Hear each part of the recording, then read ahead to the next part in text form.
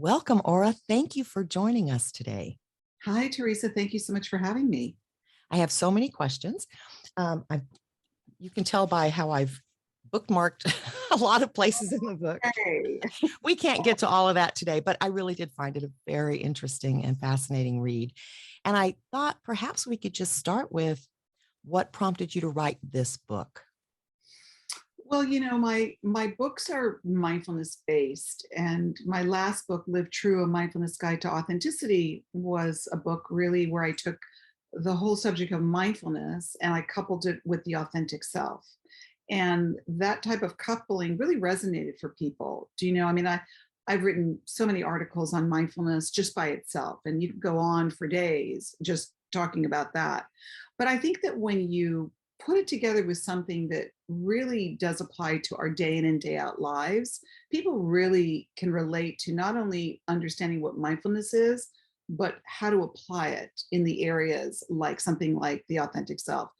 Writing Mindfulness and Mysticism, which really called to me to write it, I took a deep dive into the whole area of mysticism, which I feel is unknown to a lot of people. And yet it's a vast world of, I think, fascinating and interesting ideas, if you will, that I felt really compelled to explore and also couple mindfulness with what is mysticism in the 21st century, because it seems rather archaic or unknown to a lot of people, or known only in religious contexts. And for anybody that reads the book would understand how I took it into a much wider, broader area of understanding. Yeah, absolutely. And that kind of leads to the next thing we should probably cover for our listeners, because this is a little bit outside the realm of what we normally cover on this podcast. So, could you define or describe higher consciousness and specifically mysticism and why they are important in our lives today? Well, let's take mindfulness, which is the practice of being present. And it really is an invaluable practice that we all can utilize. And it's also a quality that is inherent in all of us. So, what does that really mean? It means that we all have the ability to be more present. And when we're more present, we're more aware. And when we're more aware, things like our senses are more heightened. And when you think of awareness, to me, it really connotes what am I looking at and what am I seeing? There's a great quote that I have in Mindfulness and Mysticism by Thoreau. It's not what you look at that matters, it's what you see. So, for example, two people could be looking at a painting and one person can notice many more details than somebody else, and yet they're looking at the exact same painting. Well, maybe their awareness is just more focused. Maybe their awareness is more heightened, if you will. And what I propose in mindfulness and mysticism is that there are different stages of awareness and there's different stages of consciousness, which really is the awareness. And I believe that on the life journey, we can experience much higher levels of awareness, therefore having a much more expansive consciousness, if you will. It's noticing more, it's seeing more, it's being more appreciative of the vastness of what we see and experience daily. And I feel that's important. It's certainly valuable on the life journey. I agree. I totally agree. Um, so, a lot of us get stuck with reining in our busy minds, or we forget. I loved part of what you wrote about with the quote by, now it went right out of my head, but that we're spiritual beings having a human experience. Pierre Teilhard de Chardin, Thank you. The French philosopher.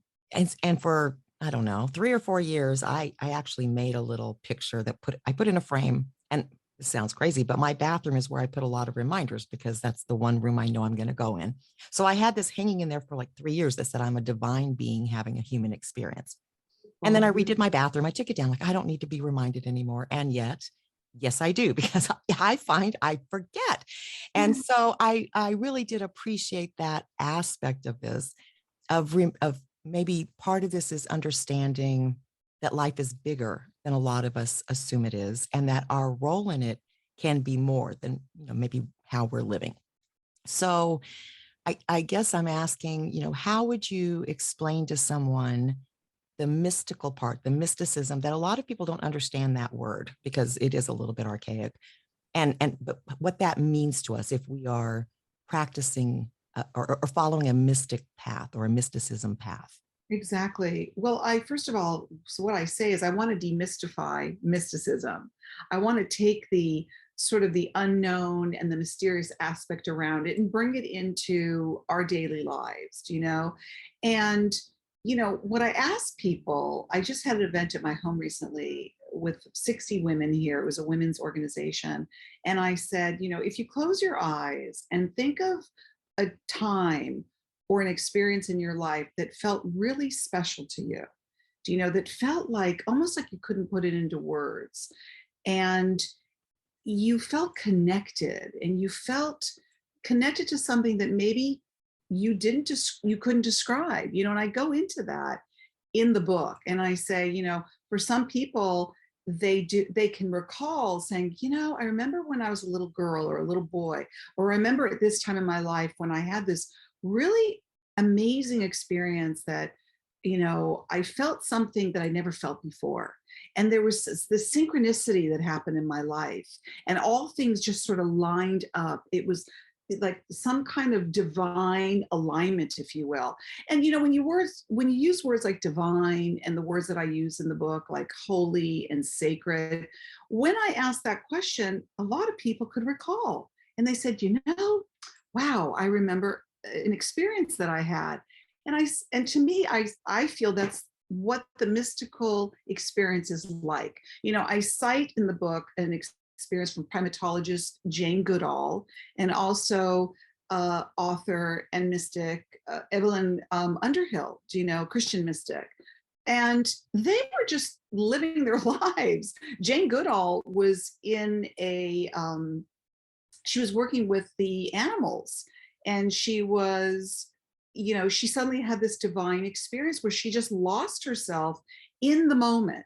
And she describes it so beautifully, that she and the chimpanzees and the sounds of the birds and the insects and the sun and everything around her, just everything kind of merged into one, which is another word that's used called oneness, where you don't feel separate from anything. And a lot of people that meditate or choose to meditate is for that reason. They want to feel that connection to something higher, if you will. And you can call it whatever you want because it's personal to everybody. So I would equate the mystical experience to those experiences that you probably could look back on and say, hey, you know what? I did have an experience that felt very otherworldly to me. Yeah, and I think most people have had that experience, but you mentioned in the book, they just may not be aware of it, you know, because we write things off or we rationalize or we, you know, I've done it myself where I say, was that a dream? You know, like I start questioning if it was real. So I think probably a Right. lot of people have, and they just didn't recognize it for what it is. So, Right. And I also want to mention, Teresa, that, you know, the feeling states that we have, which can feel very blissful and, you know, euphoric and even ecstatic, if you will, I bring it into a modern day context to say, like, haven't we felt that feeling where we said, oh my God, that was the best experience of my life. Oh my God, that was the best moment of my life. You know, well, what are you really feeling when you say that? Do you know, it's as if you've been transported into this magical feeling that can feel very divine, that can feel very spiritual, that can feel very magical. You know, so those are the moments that I want people to reflect on to give them a sense of what I'm talking about. yeah, and it definitely does. I also appreciate that you clarify how this connects or doesn't connect, depending on who you are, with religion, because I think that's also where some confusion comes up. Yes, you know, when I really researched this deeply, like I've always been very attracted to reading about the mystics or the mystical experience. And the more I went into it, you know, the more I learned that, you know, this is an incredible area to explore. And, you know, that which is why I wanted to write this book. But the religious aspect of it seemed to be, especially in the older explanations of mystical experiences, that many mystics who were devoutly religious felt it connected to their religion.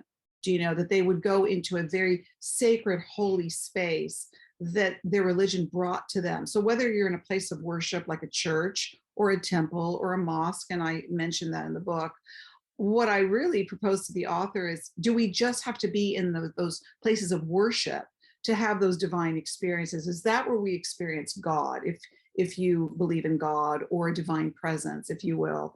And I'm basically saying, gee, I don't know if that's necessarily true. We can have a divine experience anywhere. It doesn't only have to be in a place of worship.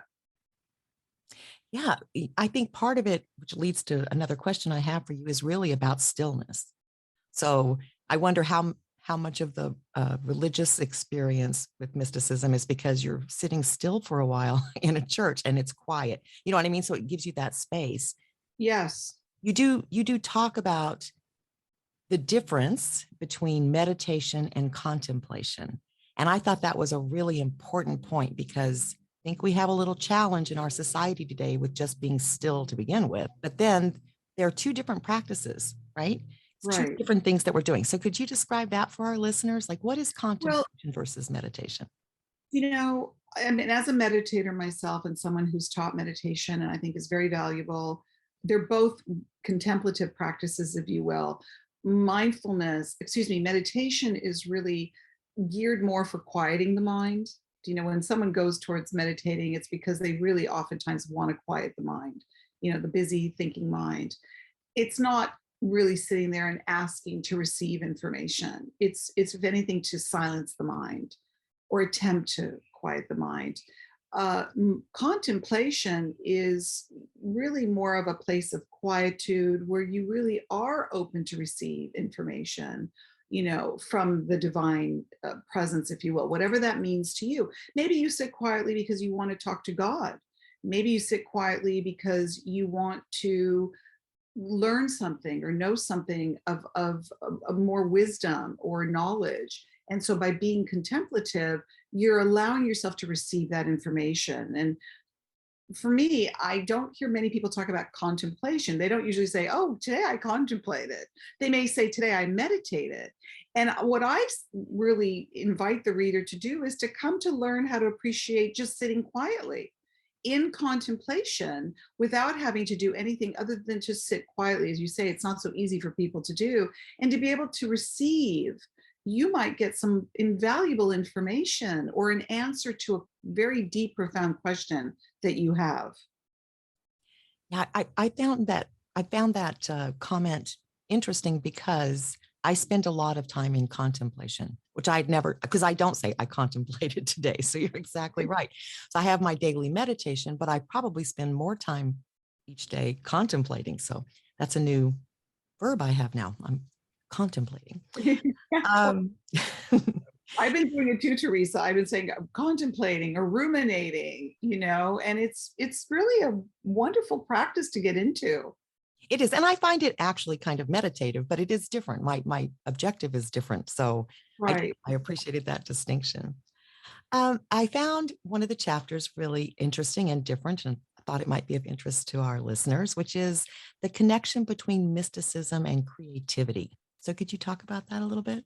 Yes. So I really loved exploring that chapter because I wanted to go deeper into what the creative process means. Everybody that maybe has experiences of creativity, and I feel that's something that each and every one of us can have, by the way. And for people that say, oh, I'm not creative, there are those people that they really separate themselves from those experiences, which I find interesting and rather limiting to your life experience, because I think each and every one of us can be creative. Someone might say to me, well, I'm not going to ever write a book, or I'm never going to paint a painting, or whatever. Well, you don't know that for sure. If you allow yourself to have the creative experience, it means you're open to allow yourself to imbibe the creative experience. And whether you feel you get it through contemplation or connecting to something that feels sacred, divine, or holy to you, it's really there for you to partake in.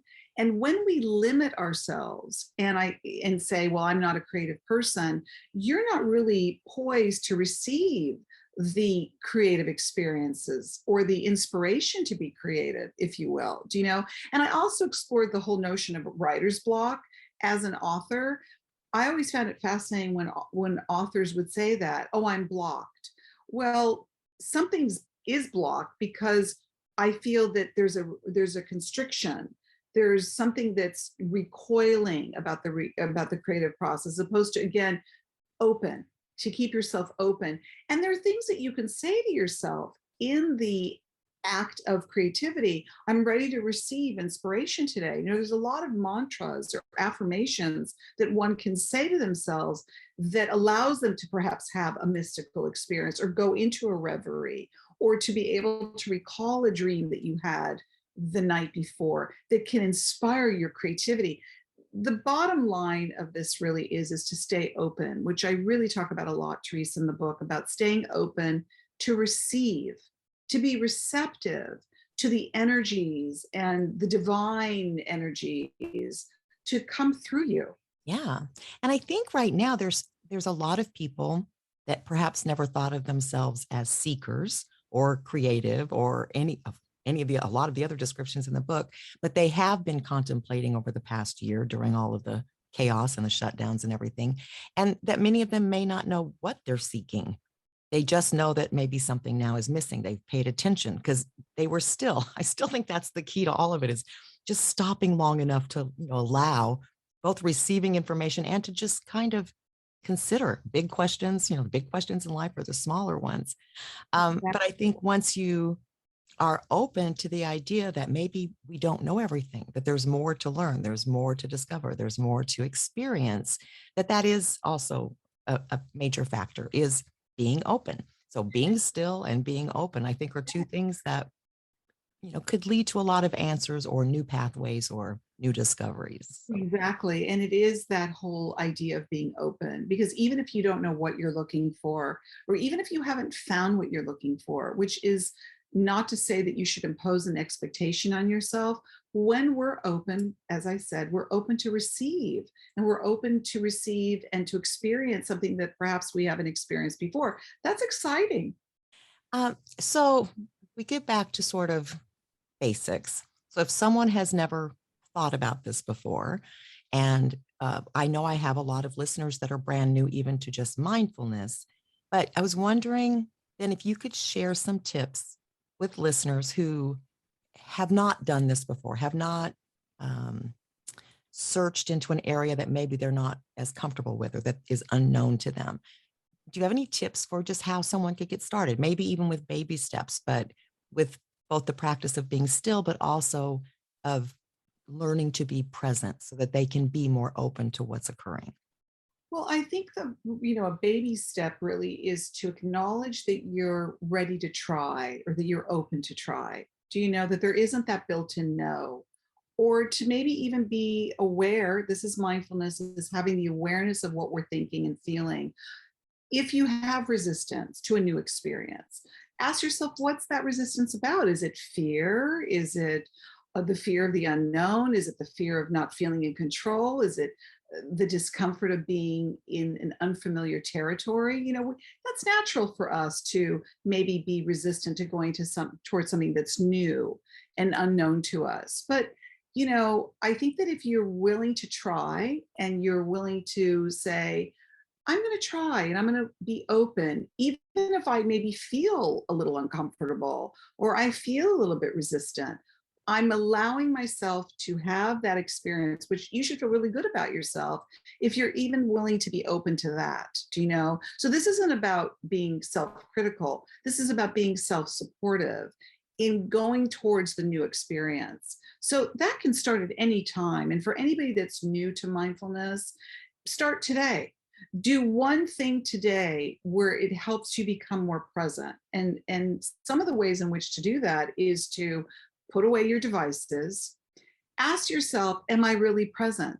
Am I really here right now? And if I am I really here with complete undivided attention? Am I thinking about the past, which is come and gone? Am I anticipating the future, which isn't here yet? There's a study out of Harvard that says our mind wanders almost 50% of the time. Well, where does it usually go? Either we're ruminating or lamenting the past, which is no longer here, or we're anticipating the future again, which isn't here. Where we have the hardest time is being in the present. So we have to make a concerted effort to be more present. So that's a good thing to ask yourself. Am I here? You and I are having this conversation. I'm not thinking about what I'm going to have for dinner. I'm not thinking about what happened to me yesterday. I'm present with you, Teresa, because this is where I want to be. And in order for me to really get the most out of this conversation is to be here 100%. So those are good questions to ask ourselves, whether we're having lunch with a friend or we're talking to our partner or our children. Ask yourself those questions. Am I present? And if I am, how can I be more present in this moment and be really 100% there? Or if I'm not 100% present, where am I? And why am I not wanting to be in this moment that I'm in right now? Yeah, exactly.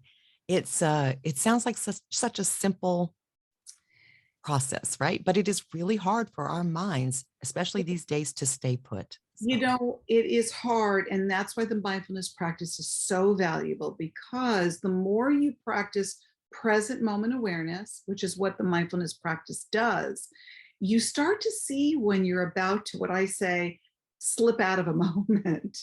You're talking to someone and suddenly there goes that thought. Oh, why did I do that? Oh, gosh. Oh, is that meeting tomorrow going to go wrong? Oh, wow. Catch yourself.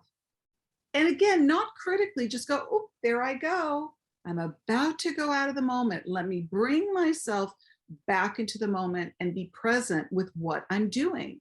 The mind is going to always try and pull us out of the moment because we've got very busy minds. The mind is a problem solver, and the mind is also a troublemaker. It just wants us to constantly be thinking all sorts of things that sometimes are not in our best interest. So the simple, basic starting point of practicing mindfulness is catch yourself in the moment. And if the mind begins to wander, bring yourself back into the moment. Even if you take a couple of deep breaths in and out, that'll really ground you, and that'll really bring you into present moment awareness. yeah, absolutely. I also use my body. So the minute I drop something, it's an immediate cue to me. Oh, you're not paying attention. Or if I bang into a doorway, you know what I mean, as I'm going through, I always Right. bring it back to where's your mind? Because it's not on what you're doing, including walking to the kitchen. It doesn't matter what you're doing. The more Absolutely. you do that, the stronger your mindfulness skills become. So that's great. Thank you. Yes. Let's go to how people can learn more about you and your work in addition to the book. So do you have a website or? I do. It's oranadrich.com, and there's a lot on that website, from articles that I've written and meditations, and it's just chock full of a lot. So I would recommend, going on my website to learn more, and on social media, excuse me, that's my handle, is oftentimes my name. So if you're on social media, you can certainly find me on, all of the social media handles with my name, Ora Nadrich, and that's the best way to find me. Fantastic. And the book is out now, right? It is. The book is out. It's very easy to get on Amazon, and I'm very excited. I've gotten wonderful reviews on it, and it's only been out for a couple of weeks. So it's very, very exciting. And it's also recently on audio, and I'm recording the book as well. So that'll be out in, sorry, it's going to be out on audio, but it's an ebook as well for those that like to read on ebook. Fantastic. And congratulations. That's wonderful news. Thank you so much. Thank you for joining us today. I think we're going through a time period where people really can take advantage of a lot of information that can make them more aware, that can help them be less stressed, that can help spread calmness in our communities that are struggling. And this was a great book to go through to really get in touch with a little bit more of the more spiritual side of mindfulness, but very practical in our day-to-day lives. So thank you again. Thank you so much.